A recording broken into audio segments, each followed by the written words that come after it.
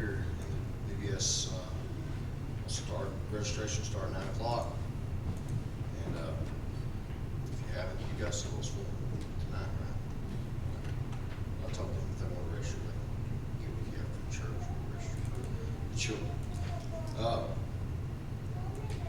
And then Sunday's Father's Day, we won't have service Sunday night, so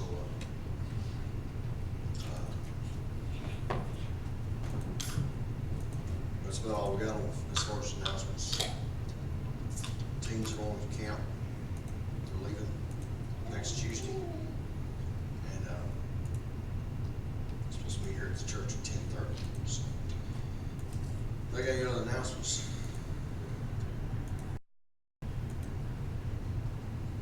All right. Prayer list.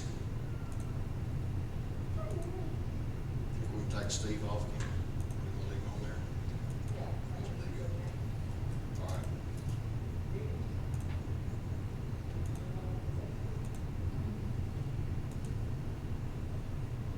Also, we want to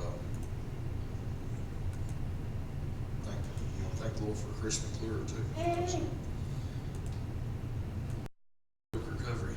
He's at home and a little sore, sleepy, tired.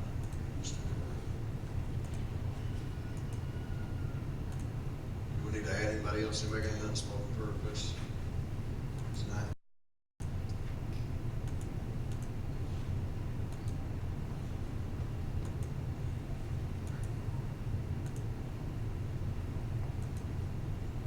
So I didn't know that the teacher, yes, she's working at Senior.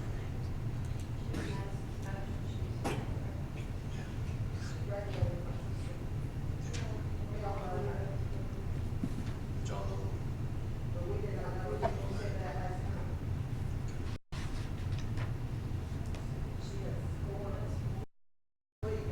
yeah, I was putting the text out and sending it out. You know, sometimes we think we got problems. So we look up and see that. Well, guys, we'll close with prayer tonight, but I've been stressed out all week. It's a lot of things. Just kidding. But we're gonna dig into that just a hair, okay? Because I do wanna give you some kind of answer for, because it is kind of confusing. Where the Bible talks about the book of life, and it talks about books and all that started. It's a good conversation. But after I've done a lot of studying the last 2 weeks, I'll give you the summary that I've come up with. But if you go back to Revelation chapter 20, and if y'all have any questions, this will go further. But if not, we'll start into some different.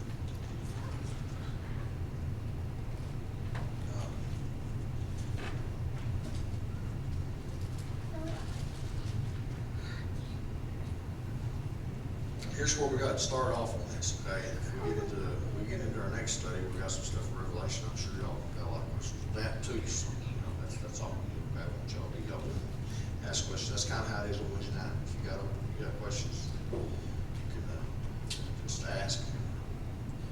We shall receive the best we got. And so I'll get the correct answer now, which will be the next one. But anyway, if you go down through here, but in verse 12, this is where we're looking into the future, where John was writing, and he broke it down. And this is what I didn't really pay attention to. In verse 12, the fourth word there, he says, "And I saw the dead." Okay. In other words, this is the great white throne judgment. Okay, those that are not saved that will stand before God. He says, "I saw the dead." Okay, you can take that two ways: dead physically or dead in Christ. Okay, not saved, unsaved. Okay, we'll stand before Christ. Small and great stand before Christ, and the books were open, and that's kind of where we got a little confused about the books. Not confused, but on different pages. But God keeps records of, there's different things He keeps record of. believe number one, the Bible will be there. We went over that last week and some other things. It says in the dead we're judged out of that. We got into that a little bit about the punishment, about him being a just judge, and things like that in hell, okay? But if you go on down to where it says, this is the second death, okay, which is die physically, and then at the last great white throne judgment, when they are cast into like a fire, that is the second death, okay? But in verse 15 it says, whosoever was not found written in the book of life was cast into like a fire, okay? So that's kind of where we got off on that, and I want to give you just a summary of what I think, what I was trying to say, where I do believe that the book of life and the Lamb's book of life are the same book. And I guess what I was trying to say, and that's where I think I confused everybody, but God does keep a book of the living, which is, if you want to say it's a book of life, in Psalms 68, or 69, verse 28, where David was talking about the book of life. That is actually interpreted in Hebrew and Greek, the book of the living. Okay, so yes, the book of life, as you see it here, reference to, and the Lamb's book of life are the same. And the book of the living, God keeps the book of the living, as He tells us from the very beginning, that our names are written, recorded. The only people's names that are not recorded in the book of the living are those that will follow the beast in Revelation. Okay, so I mean, He keeps it. He wouldn't say it here. I keep. He says, He talks about He's going to keep a record of our deeds, our works, and that goes for the saved and the unsaved. And but then if you write that down in the Lamb's book, the book of life, there's several scriptures that give us reference to that identify with the emphasis of that you could lose your salvation, because there's several times in Revelation 3:5, one of them, that talks about your name can be blotted out from the book of life. And that's totally against the security of the believer. Okay? And that being blotted out, that's basically talking about the book of the living. Because when a person dies, lost, his name is blotted. And so, does that make sense to everybody? Kind of. With their sins. I know y'all are going to ask me questions, but I mean, if you did, does it make sense? I was going to get up and say we're ready for round 3 tonight. So, I mean, you can basically block it down like this. If you want to write it down, you can, okay? The book of the living, this is talking about physical death. You'll find that in Exodus 32 through 33. That's when Moses was praying. He was talking about, take my life, and spare my children of Israel. And God was so angry with the children of Israel because of their sin. Psalm 69:28. Basically, David said, he was talking about his enemies there, to take them out of the book of life, which is the book of living. It's translated back to the book of living, okay? Book of life, which, is the book that, we're saved because it references several times the book of life in Hebrews, Ephesians, so on and so forth, about the book of life, and then the Lamb's book of life, because there's no way to go to heaven, other way to go to heaven than to have your name written in the Lamb's book of life. And that's basically talking about Jesus Christ, the blood He shed. That's why it's called the Lamb's book of life. Okay, so but there's the books of our works, our deeds. But that's the most important thing. It's like Jenny, like you said last week. The important thing is to know that your name is there. Because you can read after every writer and everything, and everybody's got different answers for how deep you can get into Revelation with the books and all that. Everybody has a different outlook on it, different aspect. Now, I'm not to ask you to take and believe mine. I'm just saying this is after I've done a lot of studying, put all this together.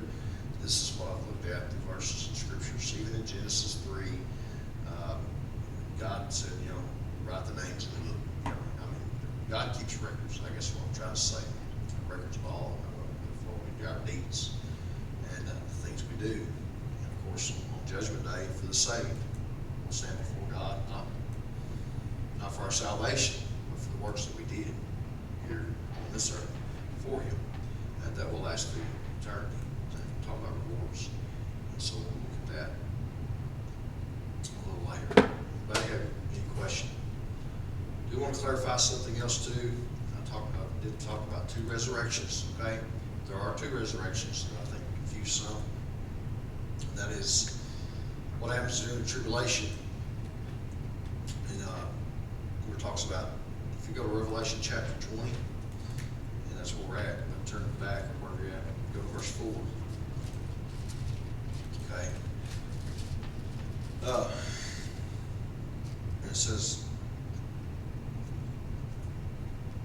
I saw thrones, and they that sat upon them, and judgment was given unto them. And I saw the souls of them that were beheaded for the witness of Jesus, and for the word of God, and which had not worshipped the beast, neither his image, neither had he received his mark on their head, their foreheads, and or in their hands. And they lived and reigned with Christ 1,000 years. He said in verse 5, he said, but the rest of the dead lived not again until 1,000 years were finished. This is the first resurrection. Okay? So we see, this is, verse 5 is not talking about the saved. Okay?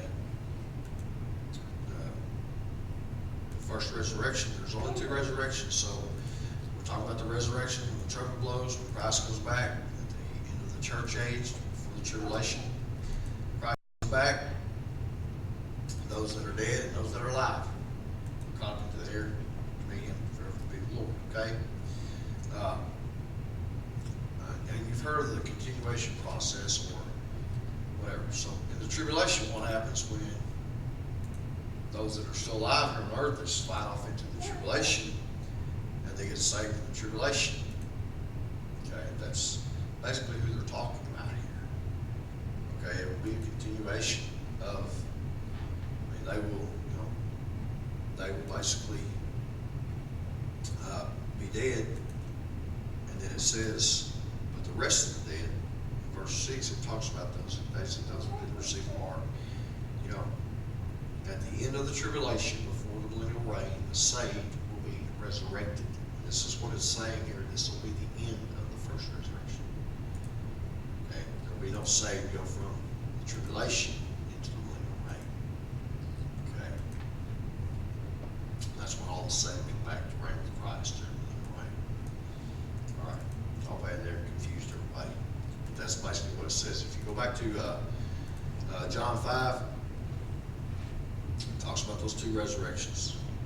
And you'll see that, you'll see there that the two resurrections, that's the end of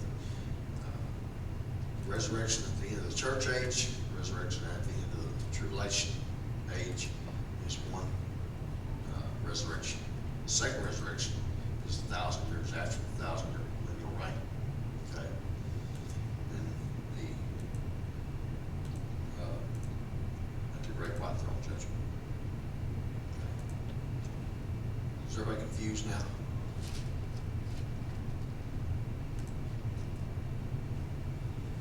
I thought. It's quiet here. Usually they're not this quiet, right? They're studying tonight. So we're just going to get in there in our next lesson. Okay, we're doing false religions. If I need some mic, pass it out.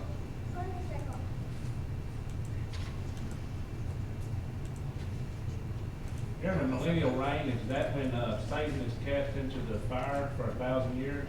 Yes. Bottomless pit. That's when, as you see, we'll be under the Lord's government here on this earth.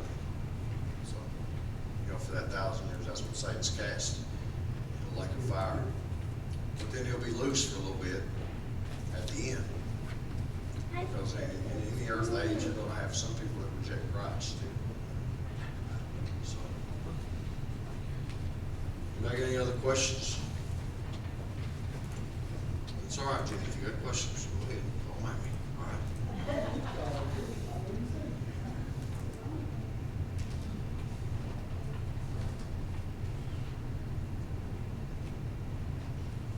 Like I said, they all have to believe it, but I don't think anybody's got the right answer. I mean, that's just a summary of what I get out of all the scripture, okay? Like I said, the main thing is to make sure your name is in the book of life, because, and there's no way, a lot of people take Revelation 3:5, things like that, where your name will be blotted out. And there's no way that if a person is saved, you know, even if they wanted to, they cannot have their name wiped out of the book of life, okay, the Lamb's book of life, the unsaved, okay, there's no way. You're saved, you're not, you know. And so, matter of fact, I think it says, to him that overcometh. And what that means is that to him that's redeemed, he will not have his name locked out of the book of life. So, if you take that as physical life, the book of the living, it's basically what it's talking about. Because eternal life is salvation. So as we get into our study tonight, guys, the ultimate enemy. Okay, there's two parts to this lesson. Okay, our ultimate enemy is we know is Satan. Okay, the Bible talks about it in Ephesians 6:12. If you go there, it says, "For we wrestle not against what? Flesh and blood." That's big in this verse. Okay. I mean, we wrestle in our spirit against, you know, our fleshly nature and our spiritual nature. Yes, we do that. But this is talking about, a lot of times we think we wrestle against people, and yes, we do. But here's the thing. If you go on in this verse, he says, but against spirit principalities, against powers, against rulers of darkness, okay, of this world, against spiritual wickedness in high places.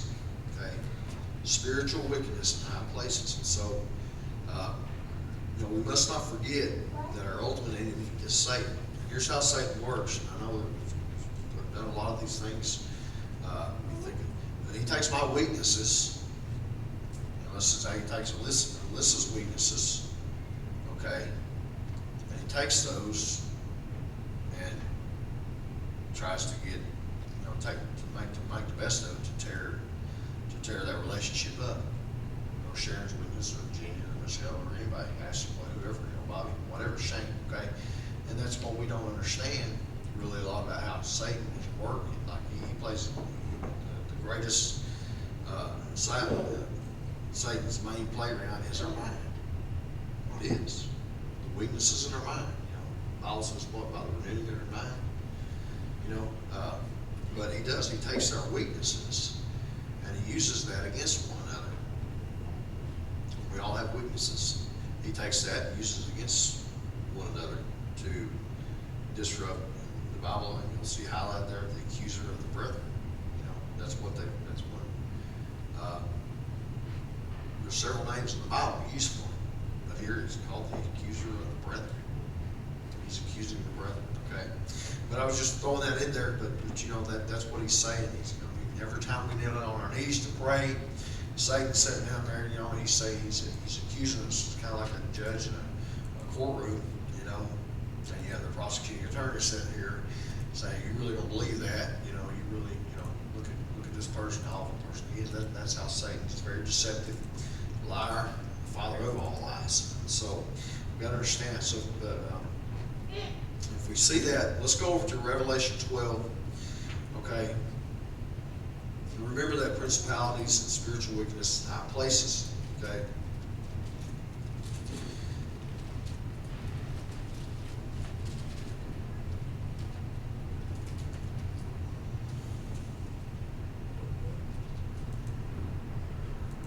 Revelation chapter 12, verses 7 to 10.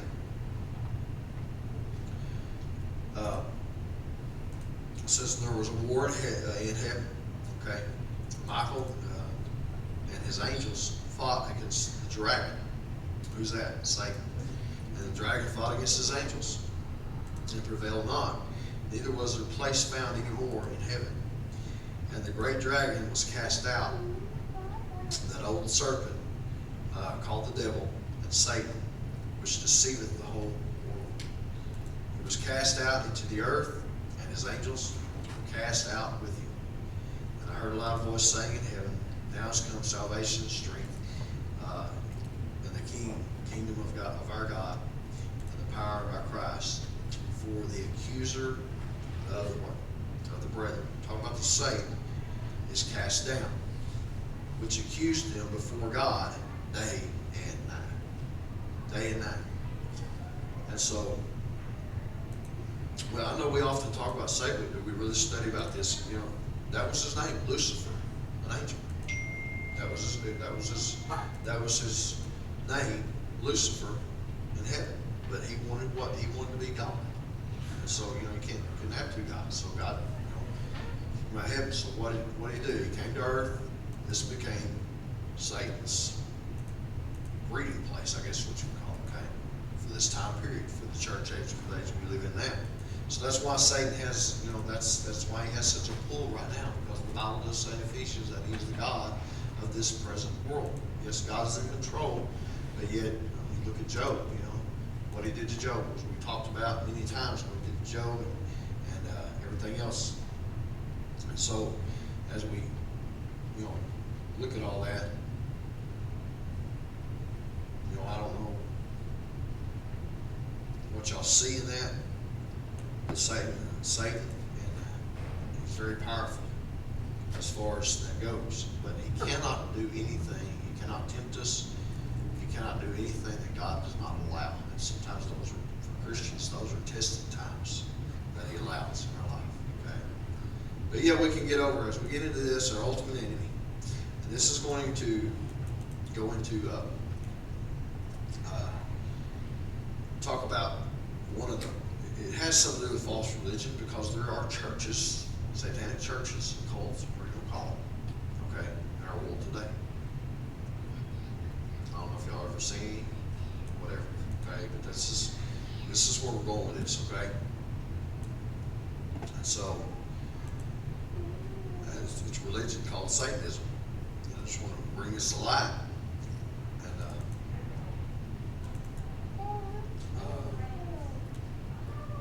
Everybody's heard of cults, occults, whatever, okay? They're all of Satan, all right? The Bible says, 1 John, anything that is not of God is of who? You know, there's only two, the God of this present world, the God, which is the God of the Bible.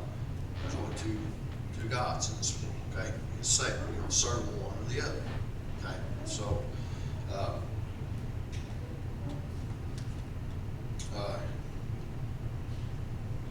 but if you go down through the introduction here, it talks about Satanism, occult, or cults that are on a rise in America, growing in numbers of teens and college students. And sometimes people just they don't mean to get involved in the situation, but sometimes it's the pull is like a magnet that pulls you into a situation, and Satan does have the pull, and they find their identity there. Okay, they find their identity through Satanism. And Satan's primary goal, of course, is not to have him. I mean, yeah, he wants worship and everything else, but yet he wants. What does the Bible say? He wants to destroy your life. That's what he wants ultimately.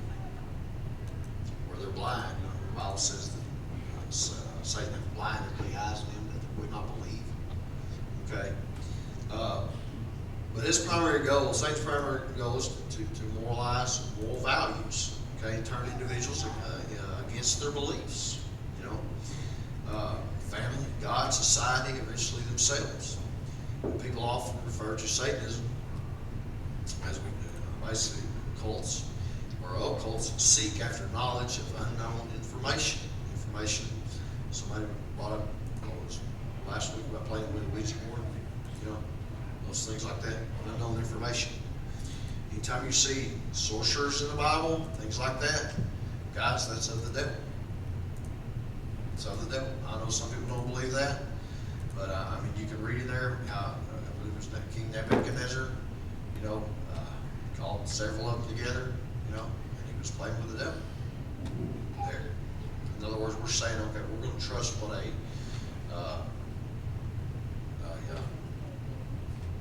sorcerer is going to tell us, somebody that can palm read or whatever, can tell us what God, or we're trusting God. That's playing with the devil. And you can take that, from the illustrations they're given in the Bible. And so, but the background of Satanism, the founder of it, Satanism became a loosely organized religion as a reaction against Christianity. Okay, it is Christian antithesis. Okay, of course we know a thesis is any belief in God. Okay, it's emerged in a variety of ceremonial magic, superstition, witchcraft, paganism. All that is of Satan. It's all of Satan. Every bit. And so it was Aleister Crowley and A.E. White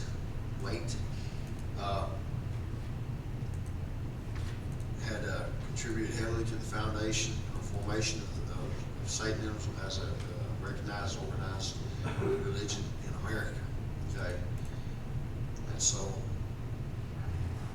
as the background goes on here, talks about Crowley rejected his parents' beliefs and embraced magic and occultism as a young man in the early 1900s. He soon added immoral acts and all kinds of debauchery with the magic and occultism.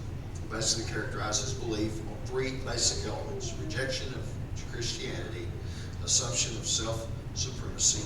Okay, and, that's totally against the Word of God. He says, what you do with yourself, you empty yourself of yourself, humble yourself, and put God first in your life. But and then he's the use of magic to enhance one's experiences and reach one's goals. Okay, and it goes on in the late 1950s about like they rejected Christianity and would meet with other like-minded people. Okay, and give lectures on cultic subjects out of this Church of Satan. So that's how this slowly evolved. Okay, and so that's basically. Go ahead. A lot of it, especially with our youth, a lot of it's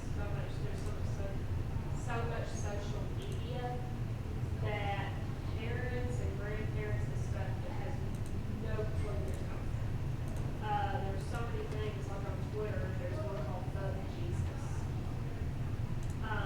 They'll put in a couple of truly religious quotes every now and then, but most of it is mockery. And but it's in a witty, funny way. But there's so much of it. It's reaching our youth in a way that most people don't. And it's reaching them in a way that's witty or funny or,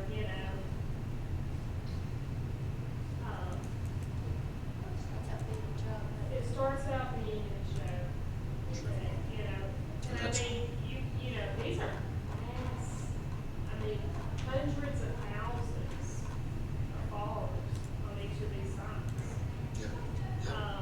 And they're, like 90s to decades. That people wouldn't even think would.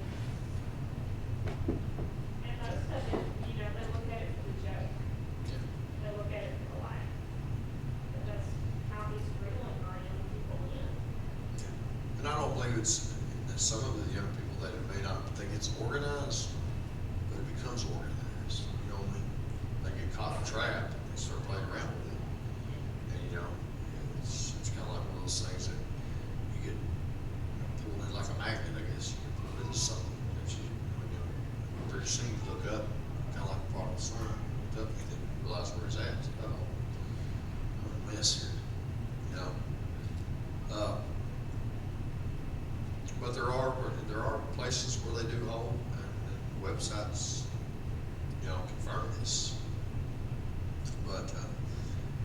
not seeing it much around here, but, you know, that I know of. But, we don't know that, yeah. Well, I know one lady in the area that is flat, she told me. I don't know some names or anything, but that's what she believes. And I mean, I've tried to talk to her. I mean, it's like to talk to her a lot. You know.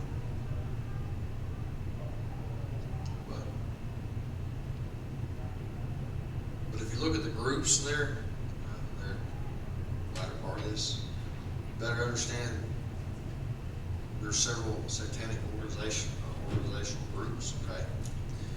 Traditional Satanists, approximately the basis and most widely known, okay? Here's what they kind of believe a little bit. They are extremely secretive regarding their existence and go to great lengths to conceal their religious beliefs. Okay? They're not going to come out and say. And that's a lot of the issues you see today with ISIS, Muslims. They kind of wear a camouflage. They're not going to come out and say, you know, they will when they do a situation that happened in Orlando. You know, that's where they come out and say, you know. But they kind of keep stuff like that secret, you know. And then B, and here's what makes them really what we call Satanists. Again, we're not judging anybody, we're just bringing this to light. They complete rejection for Christ, church, and mock. And the ordinances of the church, Bible, all that good stuff. Traditional Satanists might recite the Lord's Prayer backwards. You ever heard it recited backwards? I never have. No. Have you? Yeah. I don't think I want to either. Yeah. I just wonder what it might sound like if someone could recite it backwards. It won't be that easy to understand. No. But that's just their way of making mockery of the Bible. But I mean,